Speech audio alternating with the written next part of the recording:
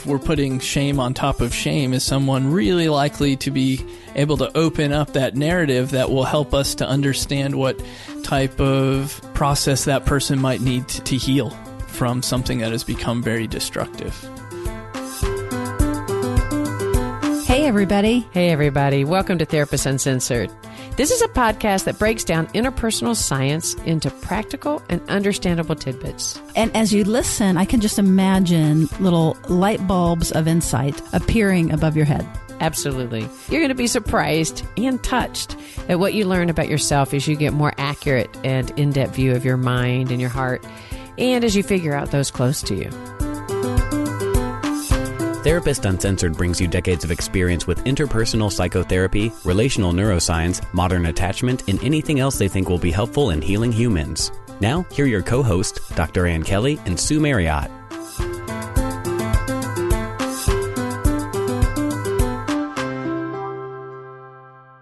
Hi, in today's episode, we're going to take a deep dive into the area of addiction.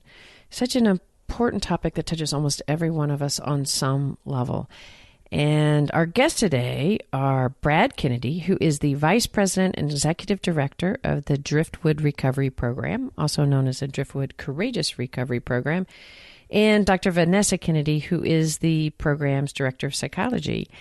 And the reason our guests are on the show is because I invited them after meeting them at a professional event where I got into a conversation about their conceptualization of addiction. And I became completely impressed and intrigued, to be honest with you, with the depth of knowledge that they have and have incorporated into their program about attachment and neurobiology, trauma, mind-body integration, and the whole way of conceptualizing and therefore treating the area of addiction and mental health. So with that, I got really inspired and called them up and asked them to come on the program because I feel like it is just a great bit of knowledge to give out to our listeners. So before we get started, I'm going to turn it over to Sue for just a second.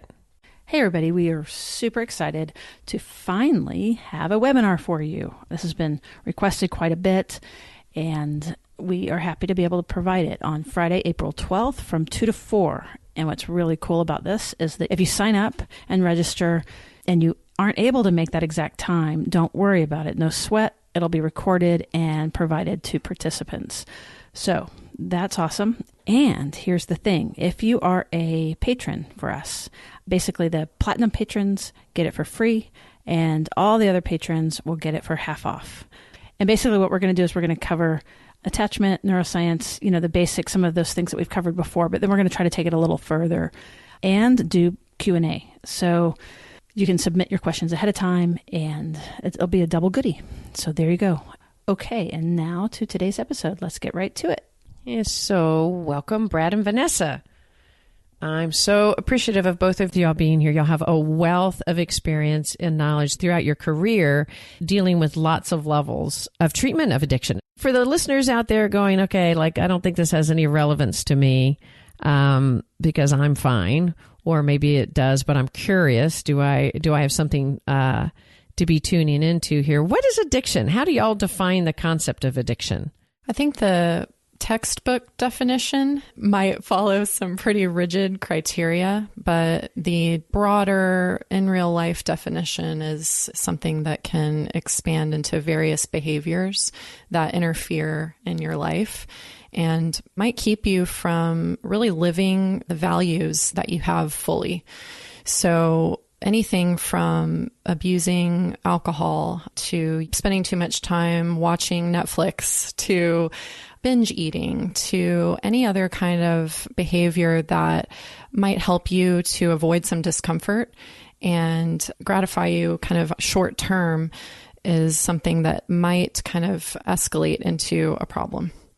So something that you really do, that you engage in, sort of crave for the short run, that makes you immediately feel good, but that creates a problem or creates long-term negative effects. But you keep doing it, right? So I know it's best to get off this Netflix. When I was watching Breaking Bad, I knew, okay, go to bed. But I'd watch another one. So there's that wouldn't say I was addicted to Breaking Bad, or So help me understand. How do I know when it gets to be a problem? Addiction is such a loaded term. The idea that you're using a behavior, a substance, but somehow it interferes with you being the person that you want to be. That's a pretty broad definition. So if we think of any of our own behaviors, I certainly had a lot of caffeine and sugar this morning in my coffee. Am I routinely and habitually addicted to having coffee every morning? Guilty as charged. So am I addicted to caffeine? Probably. And I would have a very specific, response, both physiologically and psychologically, to disrupting that behavior. Now, if we broaden that to think of all kinds of things in our modern life, probably our phones. Are we addicted to checking our phones? The data and the amount of screen time that pops up and I'm informed about each week would indicate, yeah, I'm probably addicted to that too. The deeper question then becomes, is it stopping or blocking me somehow from the path, or I think in terms of values or life that I want to live? That's a slightly more complex problem. So not everybody with a phone or a coffee in their hand is addicted to those things, but it raises a question when it starts to disrupt parts of our lives. Wow, I love how you put that, Brad, because I think it makes every listener go, oh, wait, I can relate. This isn't just the person that's struggling with alcohol that can't put the bottle down. This kind of applies to all of us in our lives. What are our addictive things? What are we doing that actually in the long run doesn't enhance our lives, but we keep doing it, and why? And how do you know then it becomes a problem? I'm teasing about my Breaking Bad, but sometimes it costs me healthy days the next day because I watched too many episodes that one day.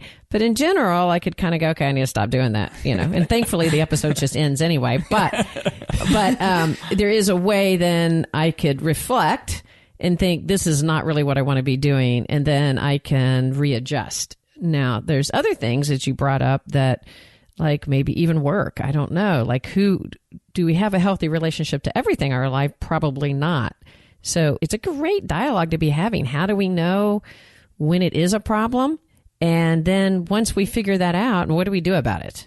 It starts with awareness, right? And maybe this conversation, or beginning to think in some way where you're becoming more aware of those habits and the impact. Am I using them somehow to manipulate my mood? Which isn't necessarily bad. And we take our terminology for it might be a curious, non-judgmental stance. I'm going to be really curious, meaning my first response may not be the one that I'm going to go with. I'm going to keep questioning myself. Okay, I like coffee. Well, why do I like coffee? And getting really curious about it. That's not as easy as we think it is to find curiosity. Right. It sounds easy. Just get curious, right? Why do I need the caffeine every morning? Why do I need the wine every night? Like, it sounds like an easy thing, doesn't it, to be curious? But as we know, like, actually finding a state of curiosity is hard, especially if it's something we want to protect, because usually we're doing these things because it's helping us cope with something inside our body that we may not want to know about. So I guess what I'm saying is it seems easy to fall in a place of defensiveness. Right. Of course I need coffee every day. And I read research that says coffee's good for me. So I can easily find ways to defend myself about what I'm doing that makes it make sense. Absolutely. And I think part of setting up an environment or relationships where we can allow, I think people in life often give us feedback on things that are out of our awareness, right? That's Whether true. we like them or not, unfortunately. But the idea that, am I open, and in a true mindfulness, kind of old-fashioned Zen definition of being here now, are my eyes wide open to my current existence? Am I hearing and seeing things?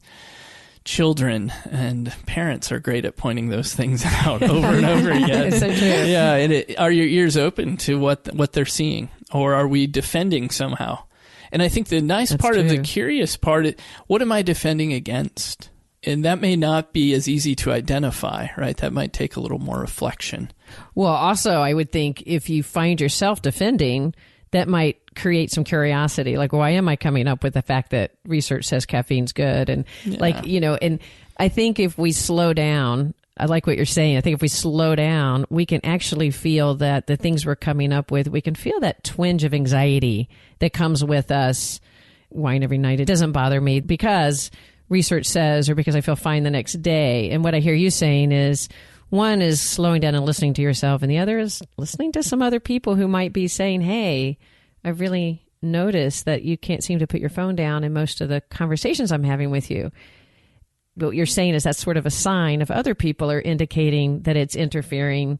That's already a sign that something's going on. Is that what you're saying? Right. Maybe someone commenting and noticing, hey, you're really sleepy at work. Or what I often hear, I'm not fully present with the people I want to be present with. They tell me, they say, hey, I'm on my phone. Where are you? You don't seem like you're really here right now in some way. So like what you're saying, Brad, we're talking about awareness and openness and curiosity and finding that state. And I guess it makes me curious is like it seems to be there's a continuum. Like how would one being curious, we can know that we're doing too much caffeine. I'm certainly aware of that for myself, or holding the phone too much. And so how do we distinguish between that, yes, I have this and I'm maybe compulsively looking at my phone, and addiction? Great question. The answer for each person is going to be a bit different, right? It depends, in my way of thinking, and I think in the idea of being curious about it, is what is then interfering with the individual you would like to be. If your value is being a fully present partner, a fully present friend, a fully present parent or coworker, and the phone is somehow interfering with that, then maybe we need to look more deeply at it. And I imagine if the phone is interfering and you've realized it and you've tried to stop doing that. So it's Right. something that we're doing that kind of gives us something, but it also takes something away. And I've tried to stop doing it and can't. Is that what you're saying? That Yes, yeah. So then it gets into that whole the idea of commitment, or committing to changing something in a way. When you feel like that behavior has become habitual or compulsive to the point where it's difficult for you to have the power to change that. And we can all probably think of different examples of what that might look like in terms of a moment when you have to realize that your coping skill to change that behavior, or that you can be compulsive about your thoughts or other things, is no longer effective. So I think intuitively we take on an approach of kind of doubling down on our original efforts, which may be the recipe for poor coping strategies, right? Is we're going to do the same thing with more frequency and more intensity. We can all think of examples of when we've done that. Something isn't working for us. We just double down on our efforts to do it in the same way, but stronger and more frequently. So you mean when we try to stop something, we actually intensify the action to do it? Is it the fear of letting that go? Like the fear, because what we're doing likely is to cope with some feeling that we have that we may not want to have. Right. And so what you're saying is if we start to say, I think we'll just take the easy one right now, because most of us can probably relate to putting the phone down so it's not interfering with our relationship with our kids, that you're saying the more that maybe we start to intervene on that for ourselves, we might find ourselves doing it more. Is that what you're saying? Well, I think we'd use whatever intuitive coping strategy that we had devised. So if it was putting it in a drawer, we're going to keep putting it in a drawer, but maybe pulling it out. And we might realize it doesn't work. And I think the idea of being truly curious or a little bit experimental with changing that behavior would be the idea that we'd try something that was kind of new and creative. And my definition of new is it make me feel a little weird about trying something different. And maybe it's not our normal intuitive way of handling it. So we might think of strategies that aren't just doubling down on our strengths over and over again, or what we're thinking in our mind, but trying something totally new and creative. That makes sense, because if you're trying something new and creative, you're actually going to be kind of trying different areas of your mind and your brain, and it sort of maybe will give you access out of that sort of more compulsive habitual action into something that's more novel, I guess. It would increase your awareness of it. So the word addiction comes up. I think most people think kind of conflict, defensiveness around that terminology. So if we thought, okay, we have a compulsive or destructive kind of pattern that could be labeled as addictive in some way, how do I deal with that in a way that's creative and collaborative? The treatment for any of these things in the end will become based on being creative and collaborative, not defensive and avoidant. I love what you're saying. The creative and the collaborative. So kind of looking at it and thinking, am I being defensive and avoidant? I'll do that tomorrow. I'll start tomorrow. I really need it today. And I can think of the excuses, but I'm still doing that behavior that I told myself I wanted to stop doing that would be better for my own values with my relationship with my kids if I'm not standing there holding my phone in the kitchen. So if I'm doing something novel and more creative and connecting, it was creative. And what was the other one? Collaborative. Right. Okay. Right. So creative and collaborative, it's already putting me more in a novel situation, and collaborative means I'm connected. I'm more connected to my environment rather than trying to do something on my own in my more familiar defensive style. Yeah, in our most severe states too, when our addictive patterns take over, our compulsive habitual patterns, it tends to isolate us from others, not bring us closer to others. And so the idea that we're going to collaborate in some way, maybe the collaboration starts in a mindful sense. I'm going to collaborate with myself because I've become alienated from myself in some way through these behaviors that are kind of not making me aware of my emotional states at the time. Oh, that's really insightful. If we think about, if we move along the continuum between having the phone out and interfering to something maybe more significant and severe with bigger cost, let's say alcohol or drug use or gambling or something that's really creating havoc in my life, I guess I would imagine my defenses are going to be a lot higher because likely those behaviors are probably trying to help me with even deeper issues.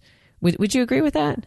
Yeah, I would. And I think also the social stigma of the kind of hierarchy of addictive behaviors that you just described forces someone's behaviors to become more isolative, more deceptive, because of people that may be close to you are not going to accept those things in the same way they would sugar or phones in our examples.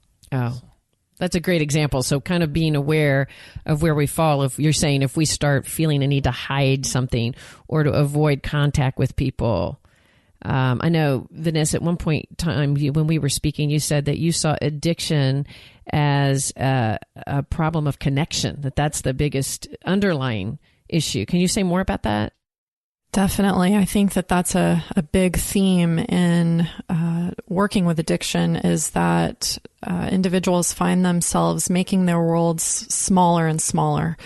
Originally, the addiction or the substance or the behavior might be something fun. You know, it might start out as something recreational that connects us with others and kind of serves as that social lubricant that Brad was describing and lowers our anxiety. Once it starts to escalate to a point where we are becoming more deceptive, we are withdrawing from friends and family and important relationships, we are isolating ourselves and confining ourselves to smaller and smaller circles or spaces. I had one client, I think I was sharing this with you, describe how her world just became smaller and smaller by virtue of the fact that she needed to hide her use and deceive those around her. So she withdrew from social events, started confining herself to her home. Then her living room was too exposed of an environment and she withdrew to her room. And then before she knew it, she was isolated to her bed. And, we find ourselves just becoming more and more disconnected from the people that we love and care about and the things that we enjoy. So addressing that underlying sense of alienation is a key factor in getting people to reconnect with their values. And do you see that, like in that instance, that the addiction to the substance, like people think of chemical dependency as literally a chemical, I think of the terminology, chemical dependency, I'm dependent on this chemical. I find that sometimes I don't know if y'all would agree with me, that the focus on that can really inhibit people from understanding the deeper aspects of chemical dependency. So was it because she was chemically dependent that her world got smaller and smaller? What are your thoughts about that? I think that originally or initially in the cycle that it can start off as a chemical dependency. We start to have physiological responses to that substance. We can develop withdrawal symptoms and physical discomfort, sweats and chills and stomach problems, all those kind of physiological things that might make us turn toward the substance for relief. then we might build up a physiological tolerance to that substance and need to increase the amounts that we're using to achieve the desired effect. But then those emotional consequences start to get involved, where we feel shame or guilt, we feel sadness, we feel stuck and isolated. And we might struggle to reach out for help or be fully transparent about what's going on because of that shame cycle and not, feeling like we're meeting our full potential. So absolutely, things can kind of evolve over time to involve different spheres of our functioning, from physiological all the way to feelings and emotions. When we think of the concept, just even the word chemical dependency, I find that sometimes people struggle with the idea of whether their behavior is on that trajectory that you just described, Vanessa, of increasing and becoming worse and worse and worse, because often they're trying to figure out, just think of the concept, am I dependent to that chemical? It's as if it's a yes or no. Am I dependent? And then people, wait, well, I'm not dependent on that chemical. I'm just using more of it because I'm depressed or I'm sad. So I think that can be almost a block to looking at our own process. And I wonder about the relationship between trauma and the development of addiction. What are y'all's thoughts on that? Unfortunately, the answer isn't as clear-cut as yes or no to the chemical dependency idea, but really thinking of, three distinctive areas. The idea that we have a genetic, psychological component to what is going on. Predisposition to substances can be one part of it. We certainly have a social aspect to it. Perhaps, the idea that we're growing up in an environment or we're socialized in a culture that has certain ideas about addiction and mindfulness and awareness of feelings and ways to treat those. Watching any kind of event on TV, you're going to see a cognitive fusion between excitement and pleasure and consuming beer and performing athletically at the same time, right? And then also that idea, so we're growing up with a certain mindset and approach to that. And then also the idea that we have pain, and that pain can be classified broadly as trauma, and trauma doesn't have to reach the severity and destruction of, say, something like 9/11. It can also be the idea of being ostracized, kind of civilization's oldest tool to push us to the side. And that could happen early on in school, and being bullied or pushed to the outside of any social group or being rejected in a relationship. Those are very painful. The three of those things working together produces a really fertile ground for someone to look for a behavior that helps them to avoid the painful conditions of life. And maybe that's called addiction or chemical or a dependency on something. It makes us very ripe for a solution that is going to get us out of disturbing and distracting thoughts that can feel very hurtful and painful. So in other words, it's like addiction itself can be a way of attempting to solve a deeper problem of the experience of pain or trauma that goes unresolved. Absolutely. And I think as we work to get to the point and awareness of how an addiction or painful experience has impacted someone and resulted in a destructive, addictive behavior, almost always you can understand how somebody comes by it very fairly. That's the curiosity again, and the non-judgmental approach is it almost makes sense that someone might be utilizing that behavior. Now, is it an optimal path? Is it healthy? Is it a preferred way of going about it? Absolutely not. But it makes sense that someone would choose a solution that numbed their mind or disconnected them from other attachments or took out that higher level executive functioning part of their brain because maybe that's overly active due to these situations. So it's an understandable, it's a way of compassionately looking at why you would develop that rather than a shameful way of seeing yourself as weak. Addiction as a solution to a very difficult, painful problem within you that needs compassion and care to get through. Absolutely. And I think it also helps provide a path forward. We can't fix what we don't know. And not that we're fixing addiction or fixing a life condition, but if we're going to co-create a path moving forward that is effective, we can't slap generic insights and coping skills onto something that we don't understand. So treating the trauma or the ostracism that might come with mental health and addiction all concurrently makes sense as a path forward. Yeah, it seems like only it's essential for a path forward, isn't it? Like, I think that's what I'm hearing is like if the trauma and the isolation and you brought up the psychological, the social, that if without treating what is fueling those patterns, you really are going to miss the boat with someone. Mm-hmm. Yeah, absolutely. And I think the other part to that is the basic idea that we're trying to understand these things enough by being curious and non-judgmental. And it makes sense that you're going to have tried to push many of these things out, either with substances or without. So we're kind of creating a new process for increased self-awareness. And in terms of attachment, it kind of forms the basis for that. The idea that we're going to be known to ourselves. Mm-hmm. Much like every great concept in counseling and therapy, the most simple concepts become the most difficult. The idea of being known is extremely difficult for all of us. Mm-hmm.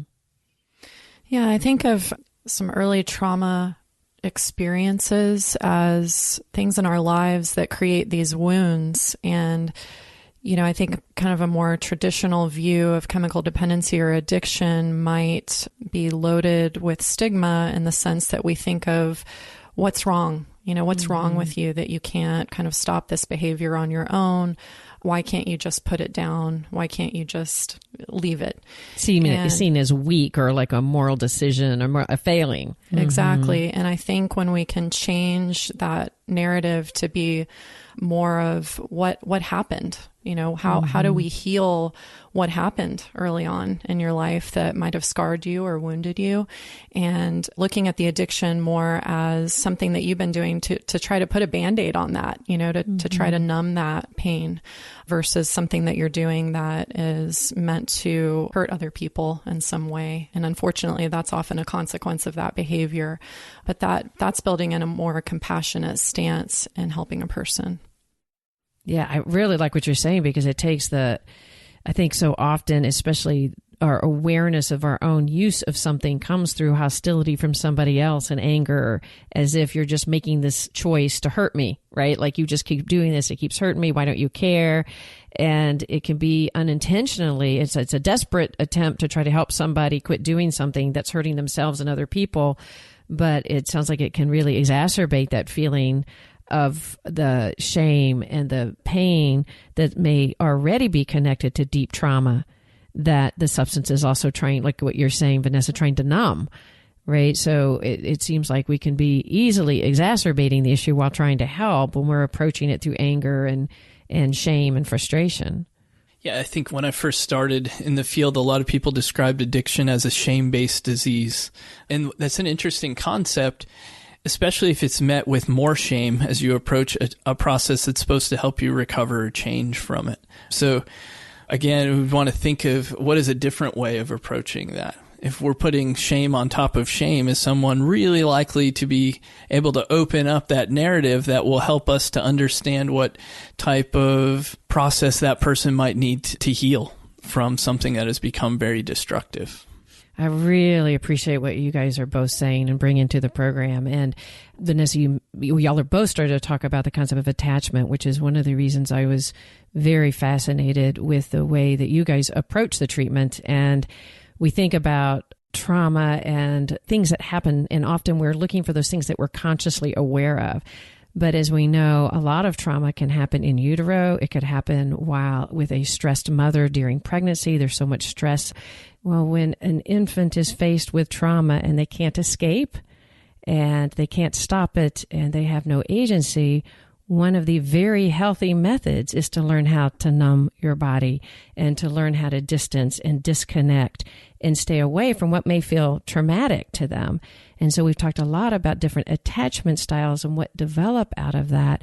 And I am heartened that that the concept of attachment has reached so many treatment programs now, that really helping people understand from a non-shaming place that the reasons they've gone towards things that could numb them and disconnect them at one point in their life was actually very healthy and very necessary. And yet to continue it, it becomes, like we've been talking about it, no longer it becomes against their value, and they need help shifting that. Yeah, I love to hear you use the word agency, because I think of a lot of what we're trying to do, whether it runs a range of anywhere on the spectrum of something that could be addictive, is reestablish agency, or the ability to initiate change.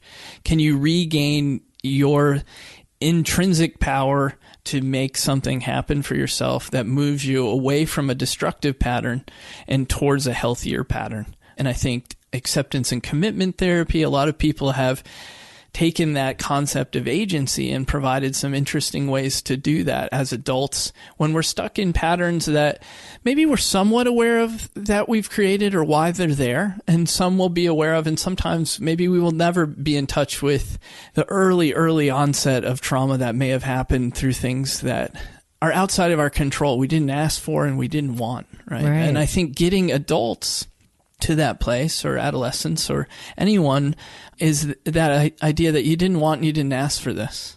But we're at this point, and how might we treat that to get you back to the person you'd like to be? It provides me a lot of excitement and gets me kind of fired up about the work, because I love to see people get back to that passionate version of their identity and their self. And usually addiction is not part of that.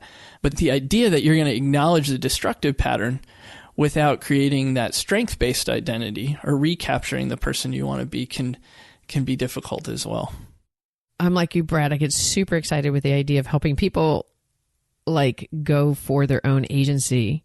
It crosses my mind, though, as we're talking about addiction really being connected to the necessity throughout their lives of maybe feeling they need to push away and to deep, painful emotions. And then we've pulled away from individuals, to help them to push into the idea of gaining their own agency. It seems like it could be really scary. Yeah, what an overwhelming proposition that might be, to be in that role where someone's reaching out to you for help, or you're having that insight yourself that, hey, there's some things that are happening in my life. The solution involves connecting more to myself and to other people. That would seem like a pretty irrational, very frightening kind of idea to jump into. And I think in the mentalizing terms, they talk a lot about epistemic mistrust, the idea that both your brain, your primary attachments, and your social connections have somehow failed you. Then someone shows up on the scene in the form of some type of helping role, therapist, whatever it might be, and says, but hey, I'm here to help you. It seems irrational that you would reach your arm out in that way to connect, even though that may be the solution that helps you to move forward. So you're kind of in a double bind, right? Like somebody's reaching out for help, you know you need it, but the whole mechanisms in your mind says this is unsafe. Absolutely. And I think it only makes sense that would produce a hopeless state, right? A state that helps your brain avoid the pain of acknowledging the isolation, the trauma of creating a role that has forced you into deception and feeling unseen and unheard. And then you're left with the quandary that somehow it's going to be both positive and possible to reach out to a new attachment, despite the fact that many others are at the time isolated from you and in the past may have hurt you in some way. That makes so much sense. So we're talking about it from a baseline of attachment. And if your core feeling is that attachment is not a safe experience and you've learned to be on your own, let's say for longtime listeners, more in the blue, that the idea of sitting down now and say, oh, you as a therapist or you as I'm going to reach out and cross the lines and attach to you and trust you, that's a scary proposition. Yeah, especially when you have a coping skill, which is very powerful, right? A substance that is going to be more powerful and predictable than human relationships. Right. Well, I would imagine substance or any other seriously addictive behaviors. Yeah. I can control those. I can adjust the amount of time or the amount that I'm consuming. I'm going to get a response out of that. I'm going to get the chemicals in my body that's going to make me feel the illusion of connection, the illusion of power, the illusion of agency for whatever that is, whether it's chemical dependency or gambling, or I can control what happens inside me and titrate the amount because I'm the one in control. Yeah. The acceptance that somehow I'm going to trade that for a very painful process that is nonlinear as we get to explore a person's identity and attachment style and all these other things. That's a pretty tough commitment on somebody's part. Oh my gosh. And I stopped to think about it now and I can even feel it. We're not only going to do that, we're going to do that by taking away that very resource, and sometimes in a very startling way, the proposition of taking out the way that resource that has been calming and soothing to you. It makes me anxious just really listening as we're talking about it. Right, absolutely. And I think that one of the keys in kind of changing that idea that, you know, if we have this established attachment style that we've developed early on in life through our experiences with our caregivers, and maybe we're, you know, like you said, more falling on the blue end of the spectrum where we're more dismissive and avoidant, and we've learned to be very self-reliant, it feels like a mountain in front of us that we're trying to overcome. And I think that one of the first things that we need to do when we're in that state is to really look at how we might feel in control of the short-term kind of effects of putting a substance in our body or engaging in a behavior that's satisfying. But overall, when we kind of zoom out and look at the big picture, we're feeling out of control. And we might not have the resources to make a change. And we might have to make that leap of faith and go against everything, every fiber in our being that's telling us not to trust the outside world, and trust maybe a professional that has had some experience kind of in this world and might have the solution. How powerful to make that step, like to be sitting out there and thinking, okay, if I would have to have certain level of trust, that step could make such a difference in my life. And I imagine that you need help making that step. Absolutely. I mean, the courage that it takes actually to reach out and blow your cover and let somebody know the state that you're in and that you're struggling is huge. And it's something that I think deserves to be honored and respected. So if you're able to take that self-compassionate stance toward yourself and say, I'm a human being struggling to kind of make it in this world, and I'm finding myself in a state that many other people have found themselves in previously who have gotten better, that might set up a situation where you're able to take that leap and take a courageous step in helping yourself. Oh, yeah. And it really, I like what you're saying in terms of reaching out, because I mean, if you think about it, we can't do practically anything in isolation, right? And so what you're saying is just a kind of how courageous it is to make that step to yourself. And then it sounds like what you're saying, one of the first steps would be to reach out, to say, I need help, and to try to do it, courageously, and one, without shame. Because what you're needing help with is not weak will or refusal to deal with something that's harmful. It's really needing help dealing with this underlying sense of pain and trauma and disconnect. And we need connection. That's the first, that's what you're saying. We need connection to do that, don't we? Like it's a vital aspect. You can't do it alone. Yeah, and the idea that as supporting anyone, either as a professional or friend or loved one, is that we need those micro movements in the beginning of someone's change process are to be celebrated, because that may be one of the most crucial steps in helping someone commit to a longer term lifestyle change if it's hit that severity. That makes sense. I worked with a colleague who described it as ballooning and buffooning, right? Like authentically getting very excited and kind of teaming up with that person to celebrate those moments. Maybe I'm considering like going back to a student role and picking up a course catalog. That's a huge step, because epistemic mistrust is about hopelessness. Every step we take forward is about becoming hopeful. And hopefulness happens both in terms of exploration and commitment. So someone doesn't have to commit before they explore what the options could be.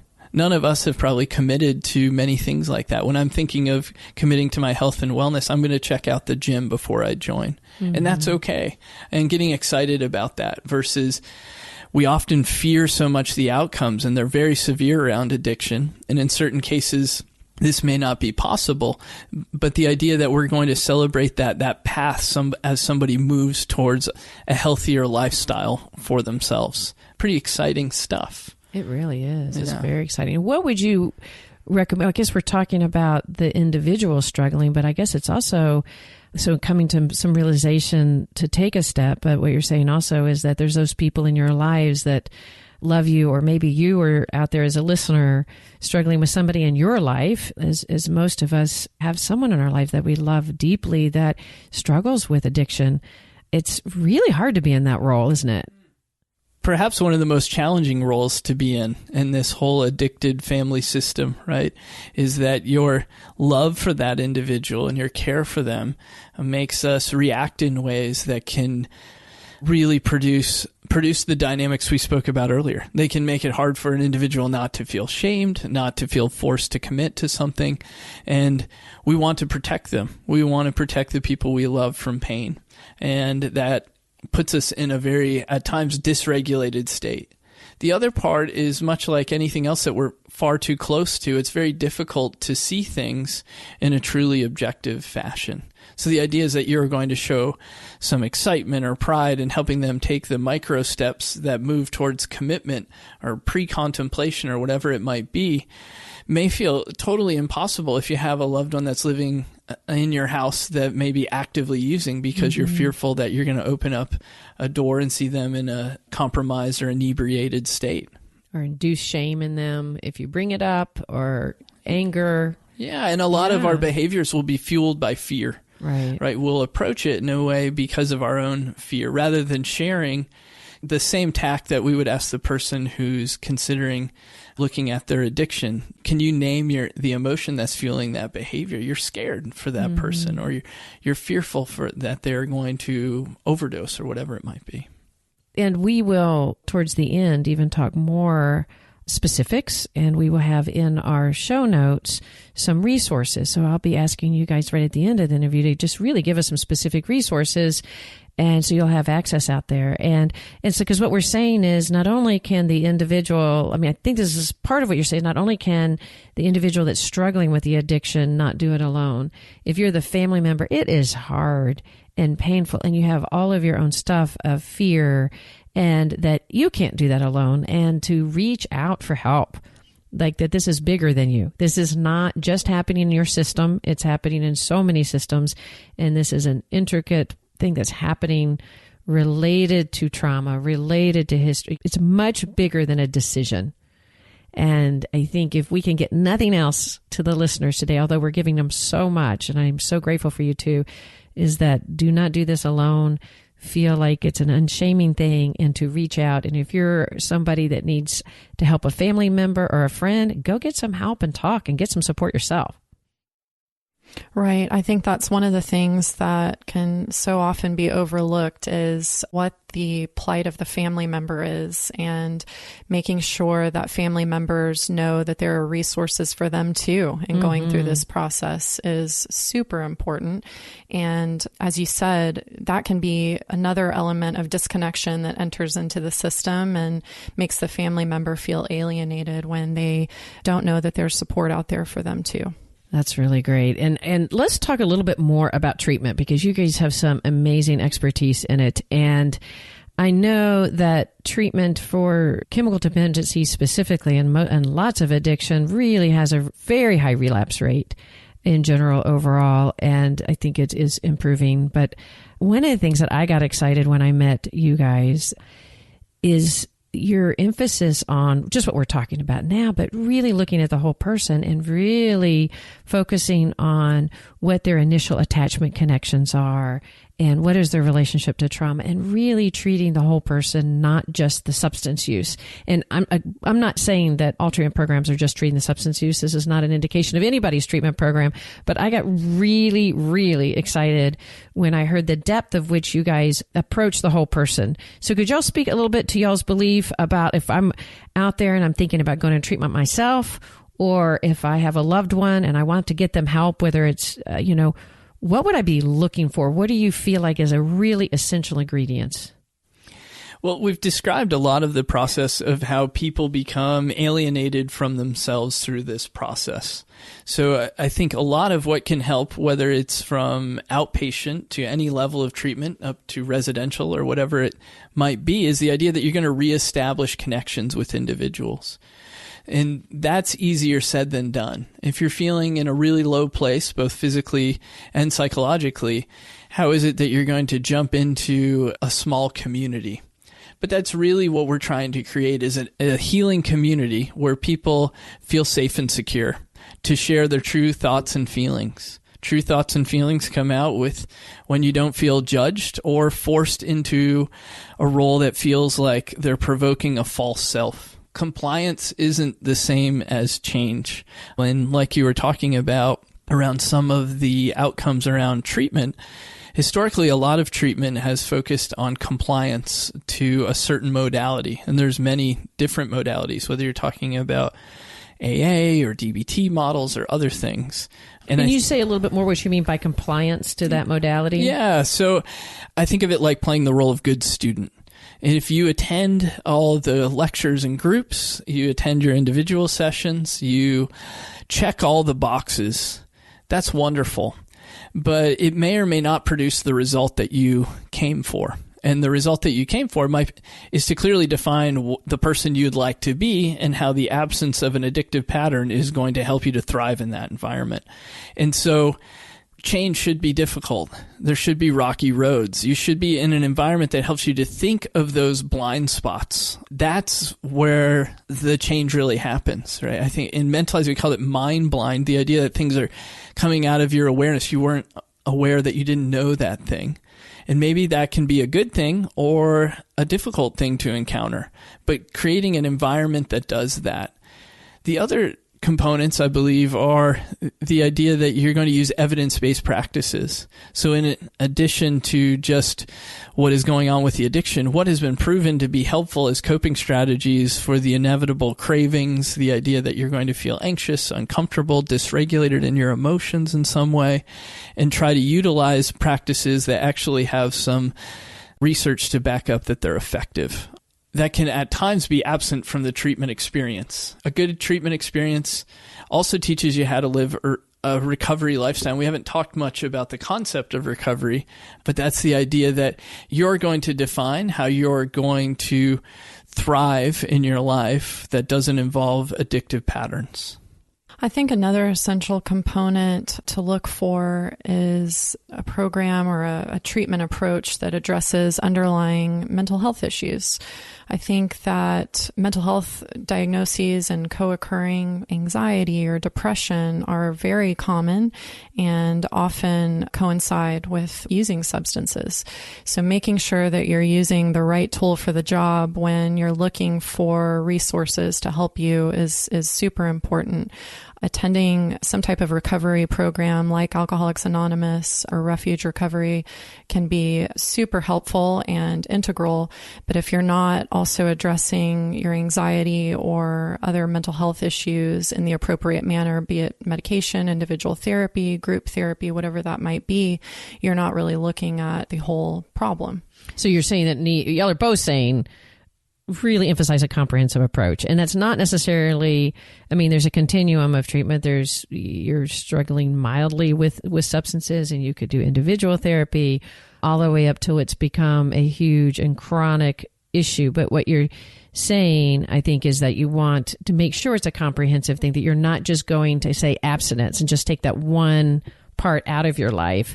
You're saying you have to really, because that's likely related to hiding all sorts of feelings and covering up and disconnection. So you're saying they really need the broader, where you're really hitting all the issues of, if you take the substance away, depression could hit, anxiety. And if you leave that alone and you just look at abstinence, you're going to likely miss the core. Right. Absolutely. There have been numerous situations where we've observed that when the substances are, removed from the picture and a person is really looking at their lives in a bigger context, another behavior might emerge, like an eating disorder, or maybe there are some obsessive compulsive kind of thought patterns that are underlying there that maybe the substances put a Band-Aid on for a while that really need more effective long-term treatment. So really making sure to have a comprehensive approach and making sure you're understanding all those pieces is really critical. Gabor Mate talks a lot about addiction being a form of pain, and whether that is pain or trauma. And I think thinking of trauma in kind of global terms, from things that we historically kind of put with trauma to other things that can be damaging to our sense of self. And the idea that we need to treat that and we need to understand it. And that may or may not fall neatly into one of the evidence-based practices, but it needs to have room for consideration. The other part as well is that treatment, the broader a context we can bring in for somebody's recovery, the more likely they are to thrive. And Peter Fonagy used to describe it as being the conductor of an orchestra, in which you need more strings or more timpani or whatever the instrument might be, that it's not just a solo performance in which we're going to focus on only the individual that's in treatment. As we bring in the reality of the situation and the context of their life, we'll have a deeper understanding for what the potential triggers or barriers to the recovery might be. Brad, I really like what you said about compliance-based treatment versus a true, genuine connection to a healing environment and a community. I think that one of the things that's integral in the success of any type of treatment, whether you're working with an individual therapist or attending AA, or you are in a group therapy that you meet with once a week, you want to get connected. That is essential. I mean, we've spent a lot of time really talking about all the different factors that might lead somebody to isolate, get disconnected from what's important to them, disconnected from relationships, and turn to substances. And now we want to kind of reverse that. We want to help people take individual, gradual steps necessary to lead them back toward a connection to others. One of the things that I think can make someone more susceptible to relapse over time is not staying connected. And I've heard individuals really talk about how that happens for them when maybe they're engaged in a treatment program or attending 12-step meetings, for example, and maybe they're sitting in the back corner and leaving early from the meeting. Or maybe they're not working with a sponsor who they can check in with every day to get support around, stress that they're having at work, or maybe fleeting cravings that they're having when they drive by a liquor store, for example. So they might be being compliant in that they're going to the meetings and they're showing up and they're attending, but you're saying if they're staying peripheral and not engaged, it's a whole different experience? Exactly. That's one of the easiest ways to fall back into old patterns and not be transparent and honest with the people around you that can help hold you accountable and support you. So one of the things that I think is huge that we need to also address for individuals coming into this experience is, what is their style of connection? What is their attachment style? What is underlying their fear or avoidance or maybe preoccupation and anxiety around connection? And one of the ways that we might assess for those things is using something as easy as a questionnaire, asking them, how do you feel in relationships? Do you tend to feel preoccupied with the idea that maybe a significant person in your life might abandon you if they see something vulnerable about you? Asking those types of questions to understand if maybe somebody falls more toward the red, the kind of anxious, preoccupied attachment style, or maybe green, where they're pretty comfortable going to other people when they're having struggles and receiving help. Or maybe they're a little bit more dismissive and avoidant and kind of tend to distance themselves and be more self-reliant when it comes to managing their emotions. Really understanding the underpinnings of their style of connection and interaction is huge and can really set the foundation for how we engage them in any type of treatment. That would make sense. Like you're saying, is by knowing that, you really know how to engage with them on a different way, because you're likely, I would imagine, going to approach somebody that's more in a preoccupied state in therapy, different than somebody who may be more dismissive. They're going to approach that relationship with a therapist completely different. Entirely differently, yes. Right. So if you're doing one model fits all, this is like what you were mentioning, Brad, everybody goes through this process, you're really missing the undercurrent of what really helps somebody relate and learn how to connect in a way that's more secure.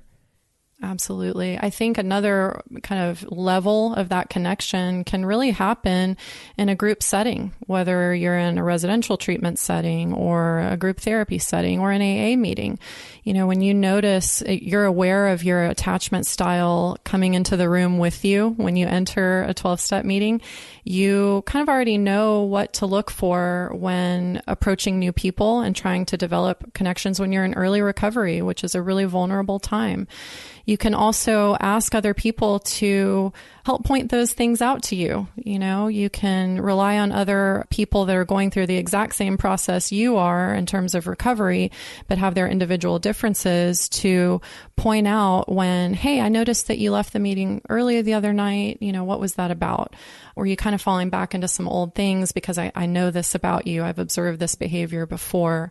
If you're able to go into a situation and be open and honest with others about that attachment style and those patterns that we all have as human beings, and allow other people to see you, they can really aid in your recovery and help you get the most out of it. Oh, I love that. What you're saying is kind of getting back to what Brad was mentioning about the collaborative part, and even that they would learn about their own style and know why they're running out and avoiding or getting preoccupied. Because I guess if they don't know that, they can say, oh, it's because this meeting is this. I mean, we always have that defensive style to say, we always explain what we're doing, through our own narrative and interpretation. And we don't know that we are scared to connect to our sponsor because we have a more blue style, or we're scared our sponsor won't call us back because we're a little bit more preoccupied. It really could affect the way we engage in treatment. Definitely. Right. That awareness can make all the difference. But what you're saying is the awareness of both the treatment person and the individual. I love that y'all are bringing that out. That's so exciting. I think we think of that as the best treatment is co-created. The idea that I'm going to invite you into the process because I'm not the expert of your mind. You're the expert of your mind. And maybe I can guide you towards some things that have historically worked well for individuals seeking to be in recovery or to break these addictive patterns. But I am in no way going to take this assumptive, all-knowing stance about what is going to work for you without your input. We earlier on talked about agency. Well, what an empowering way to bring agency into treatment is to continually work with that person to build the best coping strategy, which is the ability to think for themselves and about themselves differently. And I really liked what you guys were saying about that idea of being transparent. And then the other part to that is to be accountable. And the transparent part, I think, is putting it into terms of being like forewarned is forearmed is the way I think about it. And if I know, hey, when I get defensive, I do X, Y, and Z, then I can kind of prepare myself for that. Now, how cool would it be if I could also prepare the people I'm working with and that are supporting me to expect that as well? That's a different level of accountability than saying like what you started with, go to meetings Monday, Wednesday, and Friday, go to therapy on these days. Absolutely, you can show up, but who's showing up? Is it that false compliant self, or is it the transparent, honest, willing, and open me?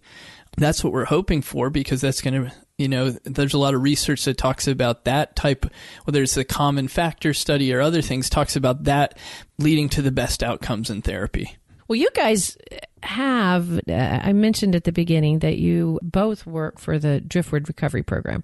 And so let's use that as an example. I know that y'all's knowledge expands way beyond that, but y'all have really been a big part of developing these parts in your treatment program, which is what excites us at Therapists Uncensored. But you have different levels of treatment. We've been using the vernacular outpatient, residential, et cetera, as if, but there may be some listeners that don't even know the difference between that. So to clarify, when we're saying outpatient, you're meaning to go to maybe see an individual therapist.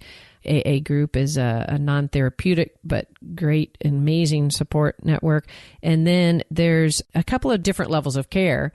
So would y'all use as an example so that people understand what level of care do you guys have there so that people can understand that? Use your program as an example, if you would. And then how do I decide, if I'm a listener out there, which level of care I need? We start off with the full continuum from detox, where someone is physically needing medical assistance to come off of certain substances safely. And so that's a pretty severe addiction, obviously. And that would happen at a residential level of care. Residential, I think you might think of the idea of an optimal healing environment, a sanctuary, some words like that along those lines, where you have a place where people feel very safe and secure. They're working on establishing that attachment to themselves and understanding what is really going on in my life, which may take a while because of the impact that substances may have had on someone's brain, and the physiology takes a while to return to our optimal thinking. The community's ready-made there is the way I think about it. So you're going to get inserted into a very small community where you can get to know people. You can hear for yourself that you're not alone, and you can have a staff that feels like a very supportive, non-judgmental group, from the chefs to the therapists. And many people are very sensitive, given the trauma histories, to the hierarchy of authority figures and other things. So we've tried to create an environment that feels like, hey, we're all on the same page. We are truly co-creating a path forward. And it takes your buy-in as well. It's not just our expertise that's going to help you to get there. So that would be the one that would be on a continuum of care, from seeking individual therapy by therapists out there to a residential where you've gotten to a place of tolerance and withdrawal symptoms where you would go residential. Would you go resident? Would we consider going residential if I didn't have the issues of withdrawal and that level of detox needed? Possibly, because then you'd have that intensity of therapy to rapidly address not just the diagnostic issues, which Vanessa can speak to, but also to get to that level of what we conceptualize as a core issue, which is the end result or outcome of co-creating a narrative around what's getting in the way. And so many people choose to come to that environment because they really want to put a lot of time, energy, and engagement into creating that understanding of what's getting in the way.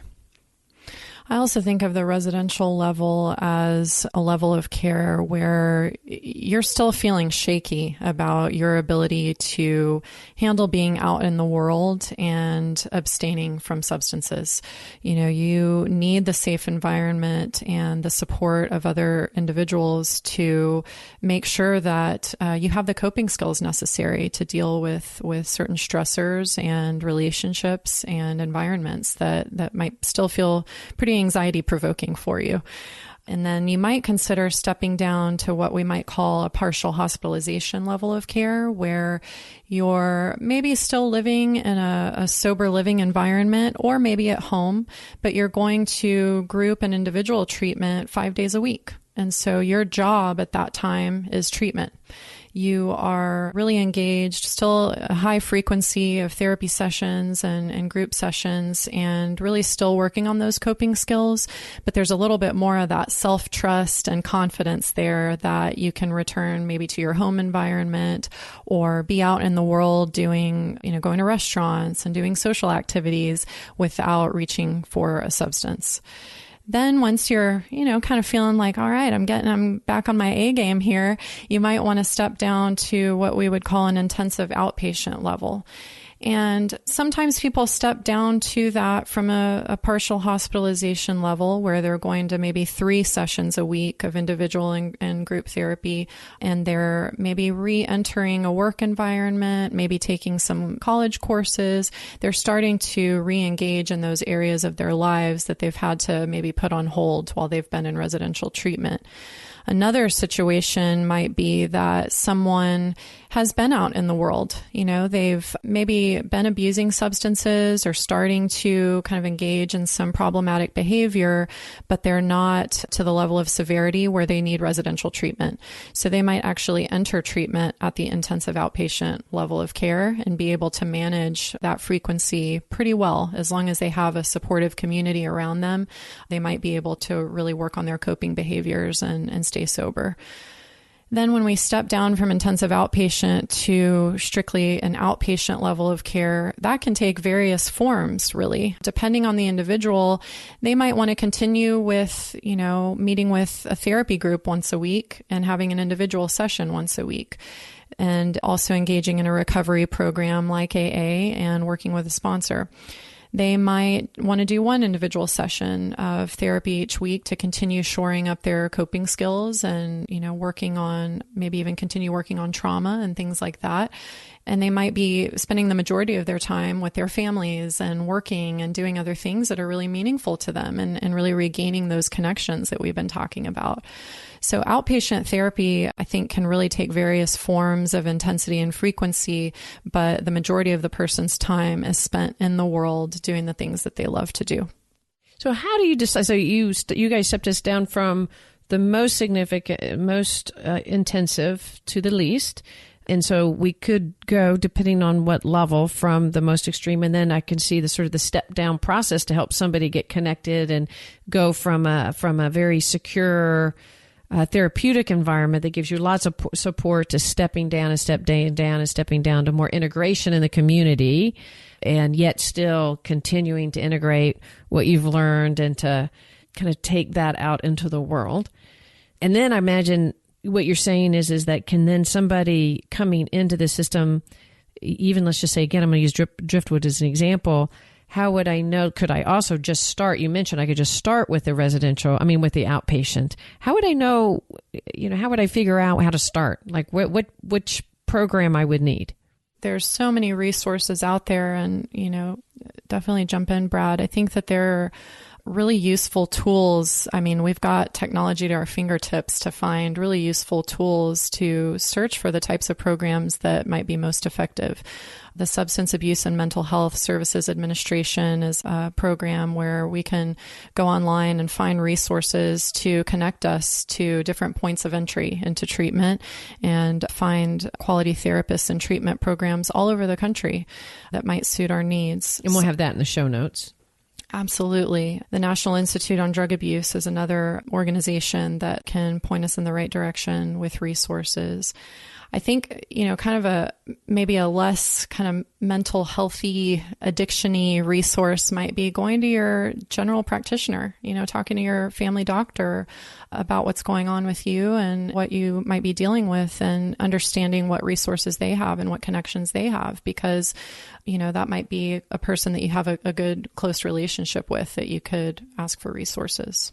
I know sometimes people are nervous to do that because they're scared to have something in their medical record that says that they're struggling with any kind of substances. Can y'all speak to that for a second? Is there anything you could tell me if I'm out there thinking about doing that, but I'm afraid, that could give me some confidence to do that? Yeah, I think that understanding that your confidentiality is going to be protected, right? And that if you're feeling uncomfortable in a medical setting, make an appointment with a therapist. I like a kind of neutral third party to tell, kind of inform me versus, unfortunately, addiction treatment has become big business in some areas. And so kind of working with a therapist or someone who's knowledgeable about the addiction or mental health treatment world to inform you about the pros and cons of each modality. There are many different modalities when you look out there, and not everything is what it appears on the internet, unfortunately. And back to your question, too, about someone could just be a curious misuser of substances and maybe jumps into outpatient and just has some therapy by some people that really have some expertise and knowledge of both attachment and addiction, and helps figure out maybe that's what they need and that's a successful path forward. Maybe they need a little more support. So you can work with people that are really knowledgeable about this field, because it is it's riddled with jargon. It's riddled with a lot of proprietary influences that may or may not actually indicate what level of treatment or what your needs are as an individual. And the best model is what's going to flex for you, right? It's what's going to really flex to understand you and your family system and the outcome that you want out of treatment. And other people may want other things out of treatment, but understanding what your needs are outside of, hey, I'm going to abstain from X substance. I love what you're saying, that there's lots of jargon. And I think for any of us that goes to an internet search of something, you can get so inundated between just getting past the line that says sponsored down to something that says this is informative. And I can imagine if I'm scared because it's me or someone that I love, getting a little overwhelmed with this process. Of this podcast, I hope, has really been helpful. It's one reason why we wanted to do it. We appreciate you guys gratefully for coming on, because it's a way, I think, of getting really substantive information that you can trust Okay, so we will have in our show notes some resources possibly for you guys to go to kind of look at different programs in the area. But y'all have done a great job kind of giving a nugget of what you would look for as an informed consumer if you were calling to interview an individual therapist or a treatment program in your area, whether it be outpatient or inpatient. But as an informed consumer, what are some things that y'all think are really essential in a treatment program for addiction that y'all would highly recommend? I certainly think that having different evidence-based modalities of therapy is essential because people have various different issues that they're wanting to look at when they come into treatment.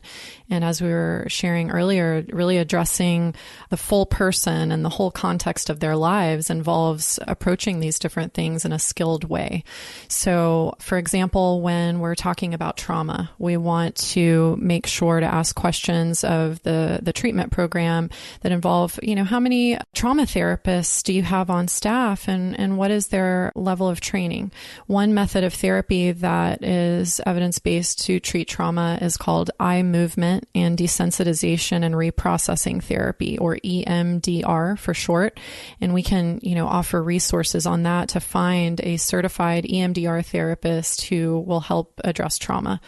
Also asking, what is your experience in working with attachment? What is your approach in weaving that into treatment, and how will that help me in working on my addiction and staying sober? So making sure that you're informed about what types of therapeutic skills the staff at a treatment center needs to have to effectively treat what you're working on is important. I think too, just asking questions about, can I use my phone and laptop? What is the age range of the group that you currently have at your treatment center? How many residents do you have right now? I think sometimes treatment centers might advertise that they have a robust community of residents when maybe they have, very few people that are actually in the treatment center and there's not much of a group component. Knowing whether the group therapy is separate from the residents, and knowing if you're going to be living with males and females or just with females or just with males. All of those components are good questions to ask. I think getting a broad feel for what that environment and experience is going to be like is really part of being an informed consumer. And if we're talking about addiction and attachment, I would want to know specifically, what are you doing to help me attach to a recovery lifestyle? In the end, addiction and recovery are a very personal journey, and having the resources and the skill and expertise to help understand the journey you've been on, but also to co-create a path forward and to make it personal and to make it feel like this is my journey versus this is a path to recovery that may or may feel more like an elective outside of your major than the true passion that you're following to recapture the person that you want to be. It takes a lot of tools in the toolkit to be able to do that. So you need people that understand trauma, that understand the co-occurring rates of mental health and addiction are really high. They're in the 50 to 60% range, depending on which study you're reading. So you need people that are knowledgeable about that field as well, because it's likely that might be part of the process. And part of understanding a recovery lifestyle and fostering new attachments is the ability to bring those loved ones and stakeholders into treatment. How are they going to join you in this process so that you're not doing it alone? And that becomes an exciting part of the journey. Oh, that's so helpful. And I really love that when you mentioned some of the trauma work and the EMDR and the somatic reprocessing and how essential that is as a part of the integration. So y'all are really speaking from a very integrated approach. So looking for a treatment program that is as integrated as you guys are talking about that yours is I think so important. So anyway, y'all have brought a wealth of knowledge to our listeners. I can't tell you how much I appreciate you coming and being so a part of Therapists Uncensored. Thank you. Thank you so much.